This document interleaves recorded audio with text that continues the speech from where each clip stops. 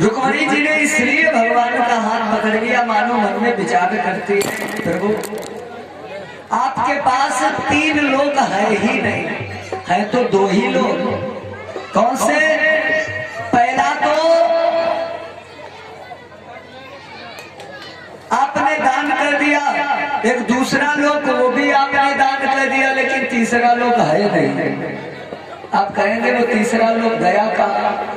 तीसरा लोग भगवान पहले ही दान कर चुके हैं। किसको? राजा बलि को। भगवान ने पहले ही तीसरा लोग दान कर दिया। बलि चाहे आकाश को प्रभु भेज दियो पाताल।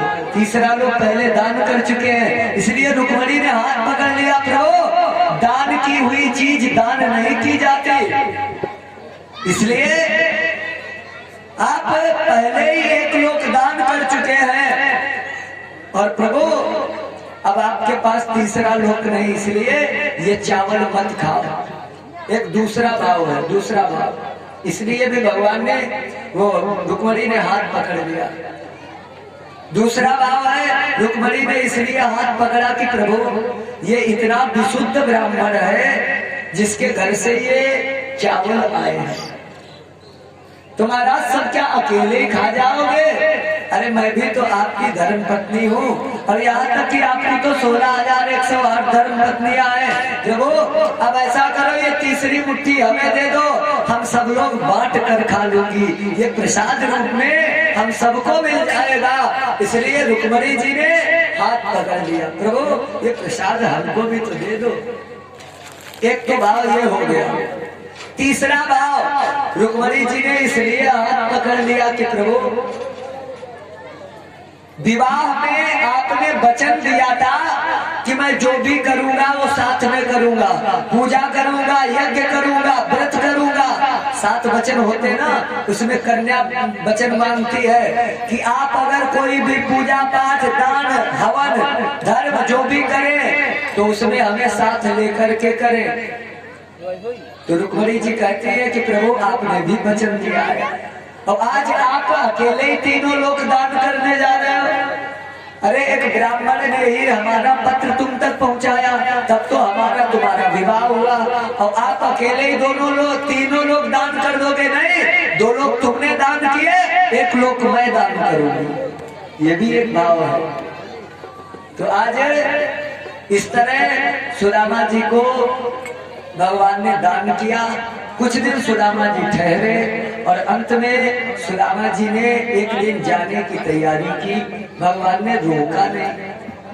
भगवान इसलिए नहीं रोक रहे हैं क्योंकि जिस दिन से सुदामा आए हैं सुशीला घर में व्रत किए बैठी है, अन्न जल नहीं ग्रहण किया। सुशीला व्रत किए है कि जब मेरे स्वामी आएंगे, मेरे पति आएंगे, तब मैं उनका दर्शन करके ही अपना व्रत तोड़ूंगी।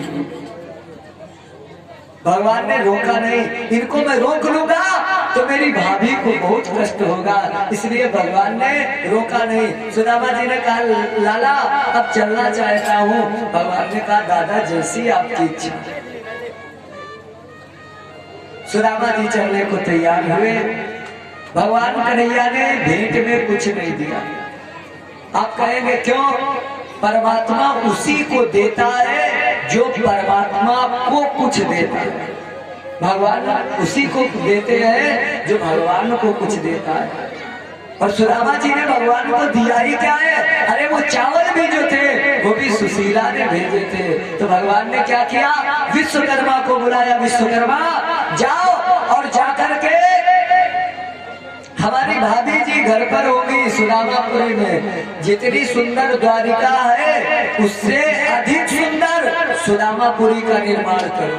विश्वकर्मा जी गए, जाकर के सुंदर भवन प्रासाद बना करके तैयार कर दिए। सुंदर भवन बन गए और सुदामा जी बड़े भाव के साथ में यहाँ चलने की तैयारी कर रहे हैं। इनको पता ही नहीं कि वहां सब व्यवस्था हो चुकी। भगवान ने इनको कुछ नहीं दिया क्योंकि भगवान कहते हैं चावल भी मेरी भाभी ने दिए थे तो मैंने भाभी व्यवस्था कर दी। आपने कुछ दिए ही कहा? आप तो पोटली लेकर आए, वही दबाए थे, वही नहीं दे रहे थे।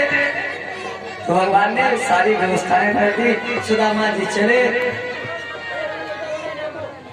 भगवान ने क्या किया, दोनों मुट्ठी बंद की, बगल में दबाई और भगवान चल पड़े। जा रहे हैं।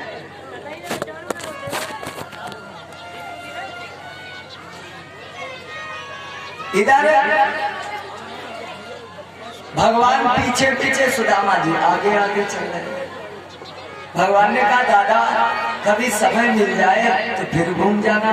सुदामा जी ने कहा लाला जरूर आएंगे, लेकिन मन में भाव आया कि इसने कुछ भेंट में तो हमें दिया ही नहीं। ये कैसा है बताओ, कोई अतिथि आता है तो उसको भेंट दिया जाता है, लेकिन इसने हमें कुछ भेंट में नहीं दिया, दक्षिणा तक नहीं दी। लेकिन सुदामा जी ने देखा कि भगवान दोनों हाथ बंद किए हैं, बगल में दबाए हैं। अच्छा,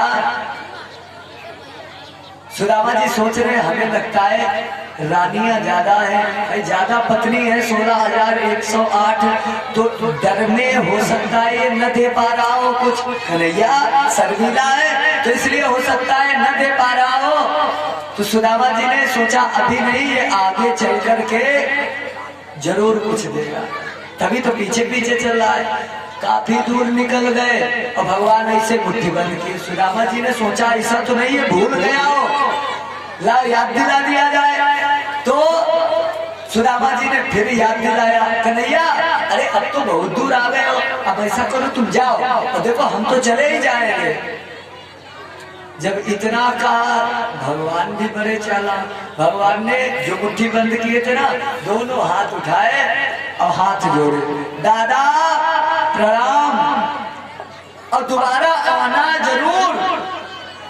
हाँ, जैसे दोनों हाथ जोड़े सुदामा ने देखा है तो दोनों हाथ खाली।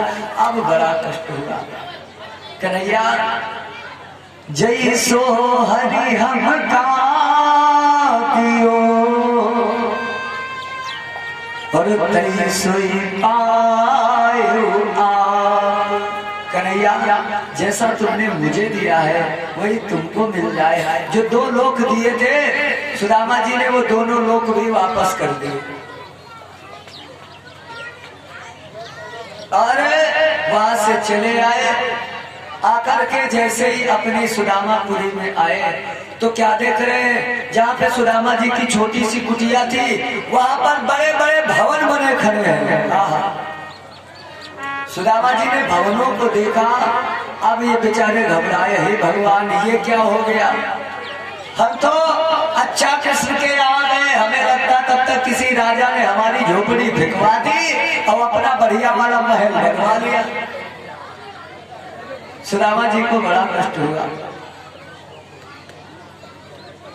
अब सुदामा जी ने जानते हो क्या किया, वहीं पर खड़े खड़े और इधर उधर देख रहे, आंखों में आंसू आ गए। कन्हैया तुम्हारी यारी में आज तक किसी को सुख नहीं मिला, जिसने भी तुमसे प्रेम किया उसको जीवन भर दुख ही दुख उठाने पड़े हैं। सुदामा जी इधर उधर देख रहे, जानते हो सोच क्या रहे कि मेरी टूटी मड़ैया